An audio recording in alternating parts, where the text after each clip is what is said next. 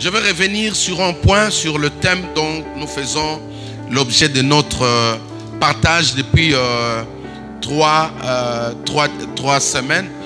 Comme je l'avais dit au début de ce mois, nous avons dit que le fardeau que le Seigneur nous a mis à cœur, c'est de pouvoir enseigner l'Église en même temps dans le but de créer l'atmosphère de prière. Quelqu'un peut dire avec moi prière? Non, je n'ai pas entendu prière. Donc, tous nos messages au courant de ces mois auront pour objectif, pour but principal de nous ramener à prier. Pourquoi? Tout simplement parce que la prière est le seul moment où l'enfant de Dieu prend le dessus sur l'ennemi. La prière permet à un enfant de Dieu d'être résistant. La prière permet à un enfant de Dieu de pouvoir revendiquer ce droit.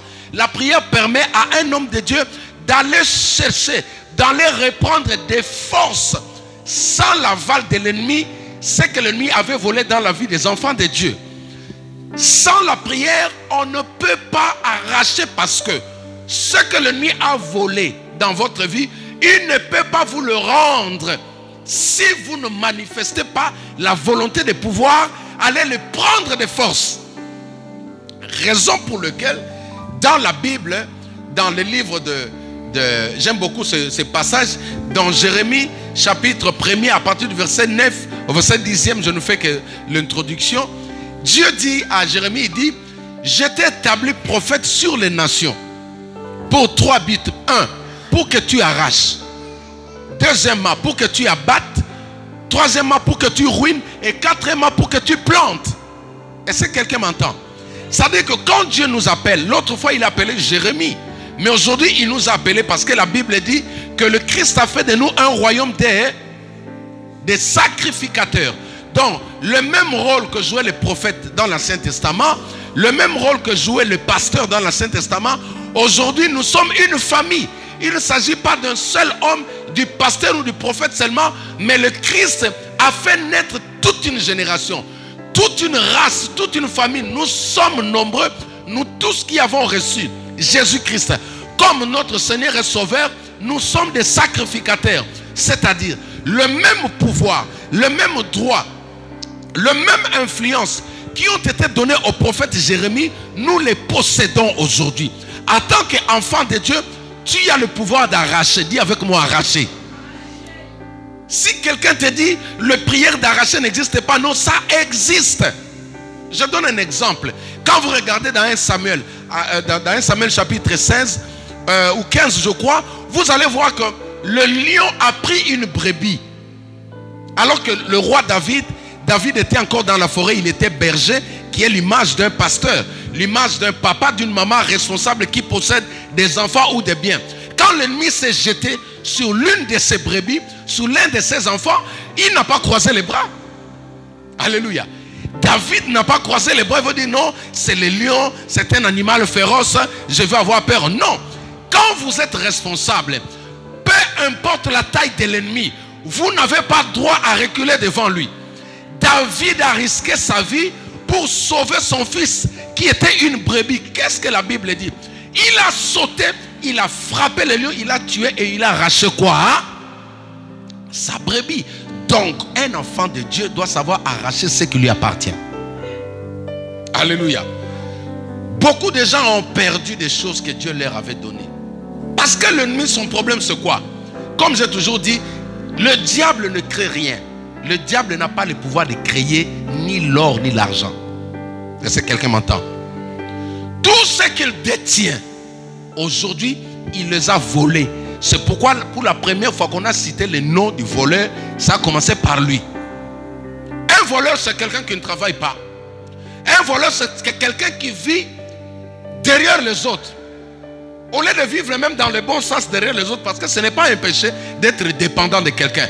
Mais lui, il veut à tout prix voler sans solliciter ton approbation. C'est ça la nature du diable.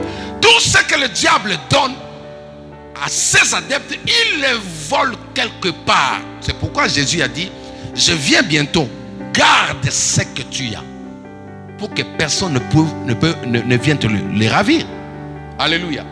Donc la prière, quand nous disons que Arracher, ce sont des choses vraies. Deuxièmement, arracher veut dire quoi? Prendre des forces sans chercher l'entente. Il y a des fois tu n'as pas besoin de négocier. Quelqu'un qui veut arracher, tu n'as pas besoin de négocier. Arracher veut dire, hein, tu tiens là-bas, moi je tiens ici, tu tires, moi je tire. Tu tires, moi je tire. Tu tires, moi je tire. Tu insistes, moi j'insiste. C'est ça arracher. Il y a des fois dans la vie chrétienne, tu n'as pas besoin de te mettre sur le table ronde. Quand tu sais que c'est le diable qui est en train de te voler, ce qui t'appartient, tu le dis, en tout cas, Luka et Makambo, Monango. Alléluia.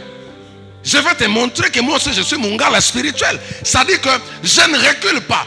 Ce que tu as pris, je vais venir le chercher. Chers amis, si un jour vous apprenez que votre enfant a été coffré dans un immeuble, dans une maison, est-ce que vous allez venir chercher le code d'entrée, le code d'accès de cet immeuble-là? Jamais. Je vais vous ramener un peu dans le domaine du cinéma. Alléluia. Le premier film que j'ai connu, Arnold Schwarzenegger, c'est le film où il était parti chercher son fils. Et sa fille plutôt.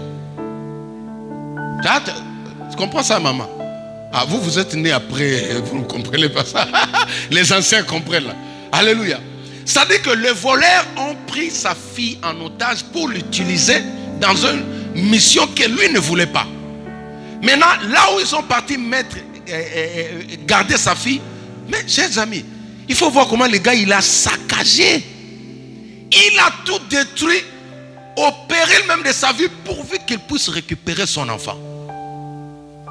Jésus-Christ, quand il est venu, il n'a pas négocié avec le diable. Il n'a pas dit, Satan, pardon, laisse mes enfants tranquilles. Non, Jésus-Christ s'est imposé. Jésus-Christ a pris des forces. Vous savez ce qui s'est passé sous la terre dans le séjour des morts. Quand le Christ a rendu l'âme sur la croix, normalement quelque chose s'est passé spirituellement. La Bible dit qu'il est descendu dans les profondeurs. Matthieu chapitre 27. Quand vous regardez à partir du verset 52.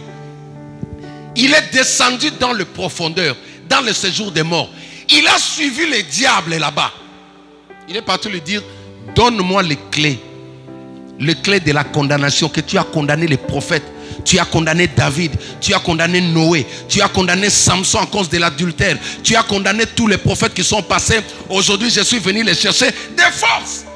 Le diable pensait qu'il a vaincu sur la croix, mais il était surpris de voir maintenant les gars qui viennent comme un lion. Alléluia. Même Jésus-Christ, il y a des fois, il prend le visage d'une brebis, il y a des fois, il prend le visage d'un lion. Je vous parlerai de ça, des 4 visages qu'il y a sur le trône de Dieu. Il a le visage de l'aigle, il a le visage de lion, il a le visage d'un homme et le visage de l'agneau. Tout ça, ça renferme des enseignements. Je vous parlerai de ça. Ça dit, il y a des fois, quand quelqu'un, la personne qui te combat est têtue, Jésus ne vient pas comme l'ONU. Quand la personne qui veut te faire du mal est trop têtue, mais Jésus ne vient pas comme un... comment il s'appelait le premier secrétaire général de l'ONU? Bon, c'est lui qui est actuellement en place. Andy, comment s'appelle le secrétaire général de l'ONU? Nous, on connaissait Boutroff, voilà, c'est lui qu'on a connu là. Alléluia. Donc, ok, je ferme la parenthèse. Ces gens-là ont le rôle de Mandela. Ce sont des personnes, des ambassadeurs de paix. Là où il y a un désordre, ils arrivent là-bas et vous disent non, calmez-vous, il faut s'entendre, nous sommes en famille. Hein, voyez, on va se calmer. Mais, chers amis, il y a des situations où on n'envoie pas Boutroff. Boutroff qui? Il y a des situations qui n'ont pas besoin d'un Mandela. Il y a des choses où on n'a pas besoin d'une table ronde, de s'asseoir pour négocier. Non, le problème, la Bible dit, l'ennemi vient vers vous, mais résistez-lui avec une foi ferme. Et il fera quoi? Il fera loin de vous. Il y a certains combats, maman, tu n'as pas besoin de passer outre par quelqu'un. Passer maintenant, tu dis, je m'impose dans la prière.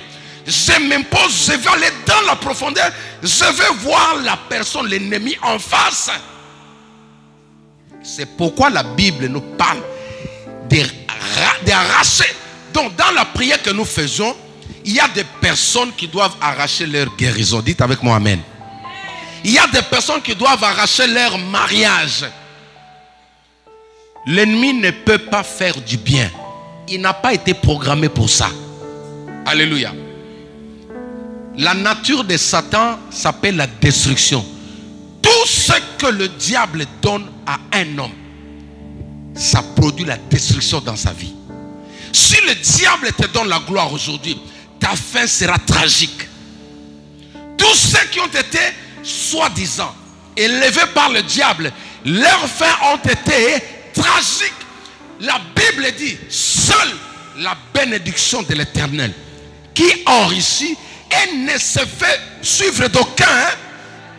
Tout ce qu'un marabout donne, tout ce qu'un sorcier donne, tout ce que l'occultisme donne, se fait suivre de quoi?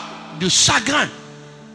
Aujourd'hui, la Bible dit, David l'a dit dans le psaume, les païens montent pour leur destruction. Les païens sont bénis pour leur propre destruction.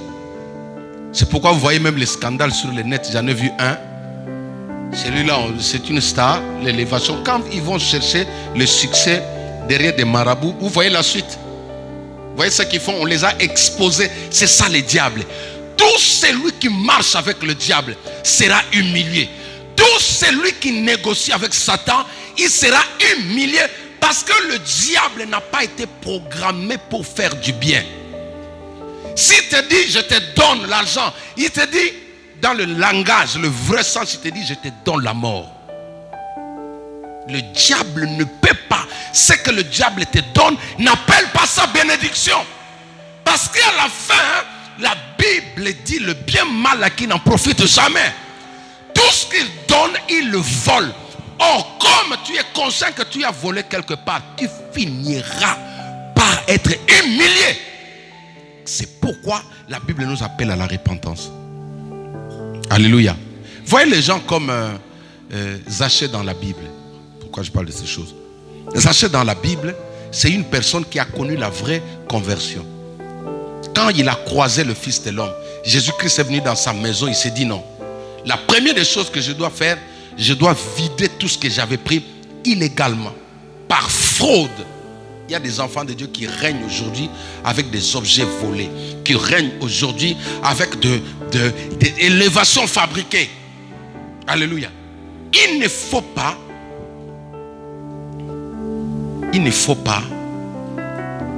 chercher à tendre des pièges aux autres pour ton élévation.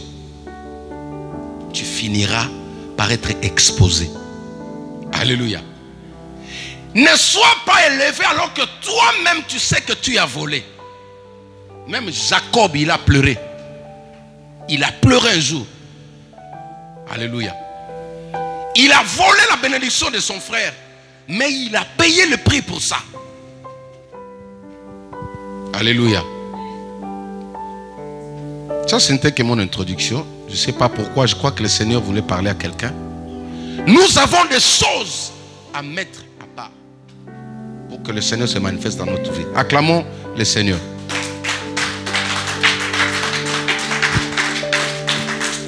Nous continuons sur notre thème, la tempête de gloire. La tempête de gloire. Nous avons expliqué le dimanche dernier qu'une tempête, ce sont les effets des manifestations physiques, atmosphériques que l'on voit. C'est-à-dire, ce sont des soulèvements de vents impétueux que nous voyons dans la nature. C'est ça qu'on appelle tempête. Donc, dans la tempête, il y a plusieurs types de vents que vous connaissez. Il y a les ouragans, il y a les typhons. Nous avons parlé de tout ce que vous voyez qui essaye des tourbillons. Il y en a vraiment beaucoup. Et nous disons en un mot, ce sont des soulèvements ou les manifestations physiques du vent. C'est ça qu'on appelle une tempête. Mais aujourd'hui, nous avons vu le dimanche dernier que quand nous parlons seulement de la tempête, nous avons voulu expliquer dans deux volets. Il y a des tempêtes qui annoncent l'arrivée d'une destruction. Il y a des tempêtes qui annoncent l'arrivée d'un châtiment, d'un jugement dans la vie d'une personne. Amen. Quand Dieu a jugé l'Égypte, il a jugé Pharaon, la Bible dit qu'il a soufflé un vent. C'est dans Exode. Dans Exode, ces vents-là a soufflé toute la nuit, les vents du désert. Je vous avais parlé que quand vous allez vers le nord, vers l'Égypte, il y a ce qu'on appelle une tempête de sable. Il y a une tempête de sable qui s'élève là-bas. Quand ça vient, ça remporte des énormes, des tas de sable. C'est la raison pour laquelle aujourd'hui nous avons des archéologues, des chercheurs qui vont là-bas pour chercher à retrouver des tombes anciennes. Est-ce que je me fais comprendre? Tous les tombes anciennes des pharaons ont été engloutis ou enterrés par le sable. Pourquoi? Parce qu'il y a ces effets atmosphériques, le sable. Non, la tempête du sable, plus il y a le vent qui amène le sable, il couvre certaines tombes. Donc nous avons dit que ça c'est l'image d'un jugement. Dans nos vies, quand l'ennemi s'élève pour attaquer, pour détruire un homme ou un enfant de Dieu, il y a une tempête qui se manifeste aussi dans la vie de la personne. La tempête arrive, il vous secoue. Alléluia. Vous n'êtes pas tranquille, il vient, il cherche à vous écraser. Il vient pour vous bouger. Parfois, vous n'arrivez même pas à prier. Vous sentez autour de vous, il n'y a pas un calme. Vous sentez dans la maison, il n'y a pas un calme. Il n'y a pas d'harmonie. C'est une tempête. Alors, qui annonce déjà un jugement? Pendant que je parle, il y a des personnes qui se sentent concernées. Vous ne comprenez pas, vous n'arrivez pas à identifier la source, l'origine de cette tempête. Mais elle provient d'où? Mais vous remarquez un désordre au sein de votre foyer. Un désordre dans la maison. Ça annonce qu'il y a une force impure qui est derrière. Alléluia. Et nous avons donné le deuxième type, le deuxième volet de tempête. Nous avons dit, il y a aussi une tempête qui annonce la bénédiction, l'arrivée, la bénédiction de Dieu. Dis avec moi, bénédiction de Dieu. Et nous avons vu dans la Bible, donnez-lui du lait, donnez-lui du lait. Alléluia. Nous avons vu que dans la Bible, de plusieurs manières, nous avons donné l'exemple. Vous avez ces messages sur Internet. C'est pourquoi je ne donne pas le verset. Vous pouvez regarder la prédication dimanche dernier. Nous avons vu que Élie, après avoir fermé le ciel, quand il a eu confrontation avec le 850 faux prophètes de Baal et Astarté, Élie a fermé le ciel. Mais maintenant, pour faire revenir la pluie, quand il a procédé dans la prière, le premier signe qui annonçait l'arrivée de la pluie, c'était quoi? Le vent ou une tempête. N'est-ce pas? Alléluia. Quand Élie a prié et qu'il a vu le vent, une tempête se soulever, il a dit au roi. Non, il a dit au serviteur qui était avec lui, il dit, va dire au roi de préparer son cheval, qu'il court vite, sinon la pluie va le rattraper en cours de route. Alléluia. Ça dit, ce vent-là, cette tempête annonce l'arrivée de la pluie. La pluie ici qui est la bénédiction dans la vie d'un enfant de Dieu. Donc, deux fois dans nos vies, vous sentez des secousses. Vous sentez des gens se soulever contre vous. Vous sentez des gens, vous créez des histoires. Chers amis, quand vous demandez le discernement, parfois, c'est l'arrivée aussi d'une bénédiction de Dieu dans votre vie. Tu ne m'as pas compris.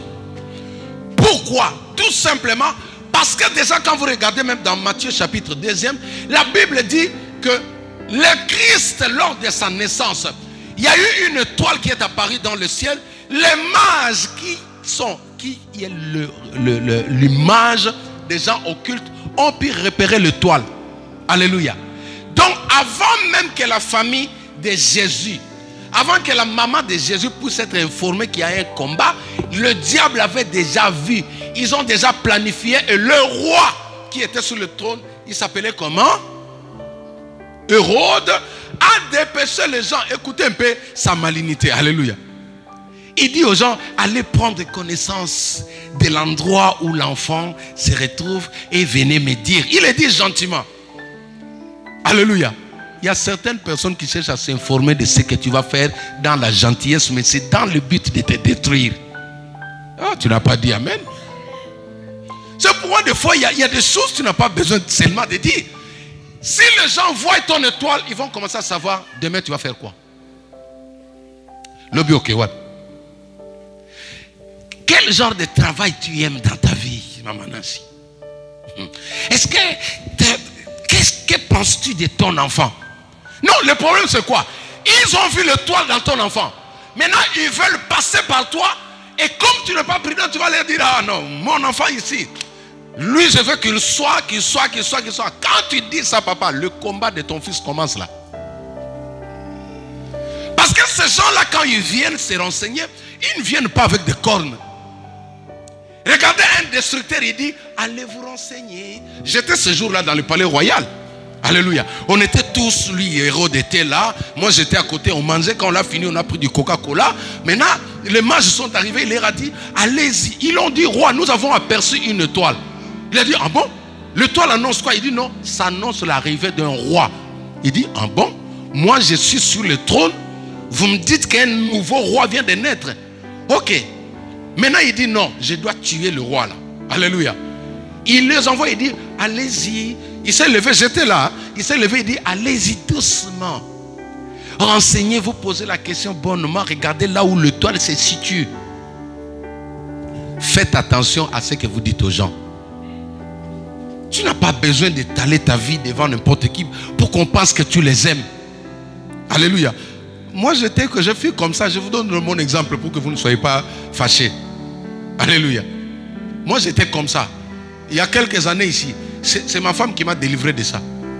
Quand quelqu'un m'appelait, quand je décroche le téléphone directement, je disais, ah non, oh non. Au nom de Jésus. Alléluia. Nous sommes en cours de route. Là, aujourd'hui, je dois aller. Qui t'a demandé? Lui t'a seulement demandé la santé. Comment tu vas? Toi, tu déballes toute la journée. Aujourd'hui, nous allons avoir un salaire. Je viens d'avoir une promotion au niveau de... Est-ce qu'il t'a posé la question? Faites attention avec Hérode. Alléluia. Donc, je ferme cette parenthèse. C'était juste pour vous dire que ces gens-là, ils voient souvent bien avant les enfants de Dieu. Ils créent une tempête autour de toi. Tu vois quelqu'un avec qui vous étiez bien d'emblée comme ça. Il commence à taillir. Tu fais l'analyse, tu n'as pas insulté. Tu fais l'analyse, il n'y a pas eu un problème. Si ce n'est pas un enfant de Dieu, c'est quelqu'un de l'autre côté qui a vu ce qui se prépare devant toi. Tu n'as pas dit amen. Alléluia. Donc c'est juste pour nous dire que certaines tempêtes qui arrivent aussi annoncent la gloire. Maintenant, quand tu as le discernement, le Saint-Esprit va te dire, ne pleure pas. Alléluia. Ne pleure pas. La tempête que tu vois là, bientôt une grande porte va s'ouvrir devant toi. Et je déclare sur une personne, bientôt une grande porte sera ouverte devant ta vie au nom de Jésus-Christ. Non, ton amen est trop faible. Je disais bientôt, une grande porte de bénédiction va s'ouvrir devant toi au nom de Jésus-Christ. Oui. Nous parlons de la tempête de gloire. Oui. S'il y a une tempête de malheur, d'opprobre, il existe aussi une tempête de gloire. C'est la saison maintenant de la visitation de Dieu dans ta vie. Alors, ce matin, je voudrais rapidement, dans quelques minutes, parler de quelques points que le Saint-Esprit m'a révélé pendant que j'ai réécouté le message du dimanche dernier. Et j'ai intitulé un petit sous-thème. Je l'ai intitulé « Qui invoquait pendant la tempête ?» Qui invoquait pendant la tempête? À Lingala, on dit « Nabel et la nani » qui associait, avec qui partageait la douleur que je ressens dedans de moi, qui invoquait pendant la tempête. Alléluia. Mais avant cela, je voudrais introduire un tout petit peu ce sous-thème. Vous savez, chers amis, beaucoup d'entre nous, enfants de Dieu, même des hommes de Dieu, arrivions à intensifier les problèmes qu'il y a dans nos vies. Pourquoi? Parce que nous sollicitons n'importe qui. Alléluia. Dans la vie, vous devez avoir une catégorie de personnes avec qui vous allez négocier, vous allez parler. Moi, je l'ai apprise. Alléluia. Je l'ai appris au courant de ces mois. Par rapport à tout ce qui se dit autour de moi et ma femme, le Saint-Esprit m'a dit seulement que tu ne savais pas qui tu étais. Parce qu'il y a même des conseils où tu ne peux pas les demander chez n'importe qui. Je donne un exemple. Quelqu'un qui est marié ne peut pas les demander conseil auprès de celui qui n'est pas marié. Ça peut sembler dur, mais c'est une vérité. Toi, tu n'as jamais vécu avec un homme. ou avec une femme, comment peux-tu aller conseiller un couple? C'est là où les problèmes arrivent. Alléluia. Qui invoquer dans la tempête? Quand j'ai un problème sérieux dans ma maison, auprès de qui irais-je solliciter un recours ou un réconfort? Une femme avait un problème sérieux avec son mari. Elle est partie solliciter une assistante sociale célibataire, hein? C'est quoi? Ok, célibataire, merci. Quand elle a exposé les problèmes, elle a étalé, l'assistante sociale s'est dit, ah bon, il est méchant cet homme. Il te fait ça. Mais lui là, il ne mérite pas d'être ton mari. Écoute madame, dis-lui, je veux le voir demain. Je dois lui parler. Elle rentre aussi à la maison et dit, l'assistante sociale a dit, elle veut te voir. Elle veut te voir, il faut que tu parles. Le monsieur se met en costard très bien, proprement, se parfumé bien. Il débarque dans le bureau. Et quand elle arrive là-bas, l'assistante sociale dit à la femme, toi tu restes dehors. Dès que le monsieur s'assoit, l'assistante sociale enlève ses lunettes, il regarde comme ça. Un bel homme. Il regarde le ventre comme ça, plaquette au chocolat. Il regarde la poitrine, il dit, Jésus, quelle belle créature. Alléluia. Elle remet ses lunettes, j'étais là ce jour-là. Elle remet ses lunettes, elle regarde encore et dit, waouh. En plus, il est un peu métissé comme ça. Le cœur de l'assistante sociale était brisé, dit non. Ça, c'est une chance que je ne peux pas louper. Maintenant, au lieu de parler du dossier qu'on l'avait invité là, elle a commencé à poser des questions bizarres à l'homme. Tu fais quoi dans la vie? Qu'est-ce que tu fais? Depuis combien de temps tu es là? En fin de compte, est-ce qu'on peut trouver un rendez-vous? Le monsieur dit non, vu le problème, l'assistante sociale dit non. Ces problèmes-là, je dois l'arranger chez toi à la maison. Je dois venir moi-même parce que ta femme t'accuse, parce qu'à la maison, il y a un tas de problèmes. Je dois venir là-bas à la maison. Alléluia. L'homme dit, écoutez, vous pouvez venir, hein, je vais vous recevoir. La dame descend là-bas. Quand elle arrive à la maison, et finalement l'histoire change. Alléluia. Comprenez déjà la suite. 2-3 jours, le voisin qui était là se dit, mais non, ça c'était la maison de Tata X. Mais comment maintenant c'est Tata Y qui sort là-bas chaque matin? Le voisin prend le téléphone, ils appellent. La dame dit, mais est-ce que celle qu'on voit là c'est ta tante ou il y a une dame qui sort chez toi là chaque matin? Il dit, comment il y a une dame qui sort chez moi? La femme dit, demain moi-même à 5 h je serai là. Le lendemain à 5 h elle arrive chez la voisine, elle attend. Elle surveille dans le trou là qui est sur la porte. On appelle ça comment? On appelle ça Judas. Voilà. Elle était devant le Judas là, Iscariote. Et regardait sur le Judas, et regardait sur le Judas, et regardait sur le Judas. Pas soudainement, il voit la dame, l'assistante sociale qui sort. Elle ouvre la porte et dit, bonjour madame, qu'est-ce que vous faites chez moi? Elle lui dit comme ça. Elle dit, mais tu as laissé ta place, moi je l'ai prise. Qui solliciter? Vers qui vous allez exposer votre problème? Chers amis, vous savez, même nous les hommes de Dieu, ce n'est pas le fait d'être en cravate, de vous prêcher, qui vous donne la certitude d'aller exposer toute votre vie à la personne. Alléluia. Comme je disais, je me suis repenti. J'ai dit à ma femme, j'ai compris maintenant qu'un bon pasteur, c'est un pasteur qui a la rigueur. Comme l'une de mes filles m'a dit dernièrement, elle dit, papa, tu n'es pas mauvais, tu n'es pas méchant, mais tu as la rigueur. Alléluia. J'ai aimé ça, que Dieu te bénisse. Alléluia. C'est-à-dire que il y a des fois on reçoit certains sujets, mais par imprudence tu te dis, bon, je pose au moins la question à celle-là ou à celui-là, peut-être elle peut me donner une idée. Tu considères le don qui est dans la personne. Or, quand tu as dit là-bas, ça a mis un feu dans la personne. La personne n'arrive pas à se contenir. Parce que ce n'est pas à son niveau. Il ne faut pas le condamner. Il faut condamner le pasteur, celui qui est parti solliciter l'aide auprès de la personne. Donc même moi en tant que pasteur, je n'ai pas le droit d'appeler qui que ce soit pour lui demander conseil par rapport à une situation que j'ai dans l'église. Est-ce que quelqu'un m'entend? J'ai compris. Je me suis repenti, j'ai dit, Saint-Esprit, merci de m'avoir corrigé. Aujourd'hui, c'est là où nos problèmes sont en train de s'amplifier. Qui a invoqué dans la tempête? Nous allons prendre d'abord l'histoire de notre frère bien-aimé, Jonas. Je suis dans la Bible. Pour ceux qui ont leur Bible, ouvrez vos Bibles. Dans la page 705. Page 705. Parce que je sais que vous aurez la rapidité de voir ça. Ouvrez la page 705 de votre Bible. Et ça va nous ramener sur le premier chapitre du livre du prophète Jonas. Nous allons commencer par Jonas. Et nous allons finir pour clôturer, voir.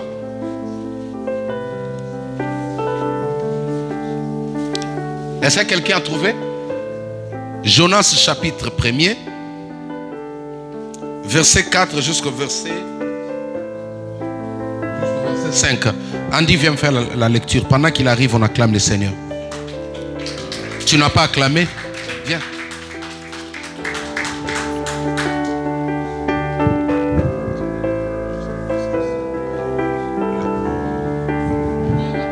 Tiens les micros. Est-ce qu'on peut suivre la lecture ici? Mais l'Éternel fit souffler sur la mer un vent impétueux. Il s'éleva sur la mer une grande tempête. Le navire menaçait de faire naufrage. Les mariniers eurent peur. Ils implorèrent chacun leur Dieu. Ils jetèrent de la mer des objets qui étaient sur le navire, afin de se le rendre plus léger. Jonas descendit au fond du navire, se coucha et s'endormit profondément. Le pilote s'approcha de lui et lui dit: pourquoi dors-tu? Lève-toi, invoque ton Dieu. Peut-être voudra-t-il penser à nous et nous périrons pas. Jusque-là, est-ce qu'on peut acclamer le Seigneur? Acclamons le Seigneur. Ok, tu peux reprendre place. Alléluia. Les mariniers lui disent quoi? Hein? Pourquoi dors-tu? Lève-toi, invoque ton. Donc, nous avons dit, notre sous-thème c'est quoi? Qui invoquait dans la tempête? Amen. Ici, nous avons une histoire de personnes qui se retrouvent en pleine tempête. Des personnes qui sont victimes, qui sont frappées par un vent violent, par un phénomène naturel, comme nous avons expliqué au début, un vent qui s'est levé, un vent qui écrase, un vent qui vient pour détruire. Ils font face à cette situation. Est-ce que quelqu'un m'entend? Regardez-moi ici. Et maintenant, la première des choses, avant de partir vers le bas, nous allons essayer de dépiécer un peu certains points qui pourront nous aider à comprendre ce que le Saint-Esprit veut nous donner ce matin. Dans ce texte, j'aimerais énumérer deux petits points. Écrivez le point A. Dans ce texte de Jonas, nous allons parler de la cargaison. La cargaison, c'est le premier élément dans ce texte. Écrivez la cargaison. Et le deuxième point, nous allons parler de l'écuménisme. L'écuménisme. Je reviens, l'écuménisme. Écrivez seulement, je vais expliquer. Le premier point, la cargaison. J'explique une cargaison, c'est quoi? Suivez-moi ici très bien. Regardez-moi. Donnez-moi votre attention, s'il vous plaît. Une cargaison, c'est l'ensemble de biens qu'on met dans un navire ou une marchandise qu'on transporte dans un navire, dans un avion, dans un camion. Est-ce que quelqu'un m'entend? Toute cette marchandise s'appelle quoi? Une cargaison ou une charge. Pour ceux qui voyagent beaucoup, vous allez voir qu'on vous donne, on limite le poids de ce que vous devez rapporter. On vous limite le poids de votre cargaison. C'est ça. La cargaison, c'est une charge. Maintenant, quand la tempête a soufflé sur le bateau, la première des choses, ici, vous allez voir que Les gens qui se retrouvaient dans la barque, dans le bateau, ont eu le premier reflet de pouvoir jeter la cargaison dans la mer. Alléluia. Chers amis, aujourd'hui, en tant qu'enfants de Dieu, nous avons de charges. Nous avons de cargaisons que le Seigneur nous a données. Nous avons de cargaisons que le Saint-Esprit nous avons données. Ces cargaisons, ce sont des talents. Ce sont des potentiels. C'est une manière de faire. C'est le zèle. C'est l'amour même que le Saint-Esprit, c'est la nature de Dieu qui est en nous. Ça s'appelle une cargaison que vous, en tant que navire, vous devez en prendre premièrement connaissance. Quand la tempête souffle et qu'on est ignorant de l'importance, de la valeur de ce que nous portons, nous allons le jeter où? Dans l'eau. Alléluia. Quand la tempête souffle au sein d'une famille, souvent les capacités, les potentiels, les richesses de cette famille sont la cible de l'ennemi. Vous allez voir que la manière de vivre de cette famille risque d'être jetée dans la mer. Beaucoup de gens sont aujourd'hui en train de traverser cette situation. La barque est une famille. La tempête s'est levée, mais vous allez remarquer, constater que dans votre famille, dans votre maison, il y a des choses que vous avez jetées dans la mer. Alléluia. Je prie que ce matin, ensemble, vous puissiez repêcher les richesses que vous avez jetées dans la mer. Est-ce que quelqu'un peut dire amen? Parce que c'est la première mission. Regardez. Il n'a pas encore touché M. Jonas, qui était la personne recherchée. Mais ils ont déjà jeté la cargaison. Certains problèmes arrivent. Certaines personnes, certains problèmes, certaines tempêtes, c'est la mort qui est en train de cibler une personne. Mais il commence par détruire d'autres choses dans votre vie. Il peut détruire le travail. Il peut détruire un couple. Il peut amener une maladie. Ça s'appelle des cargaisons. C'est-à-dire il détruit la santé, l'harmonie. Chers amis, quand nous avons prié pour ce monsieur qui a beaucoup d'argent, que je vous ai dit l'autre fois, le témoignage que je vous ai donné, il a beaucoup d'argent, il est là, Dieu l'a restauré, il vient d'acheter un immeuble. Alléluia.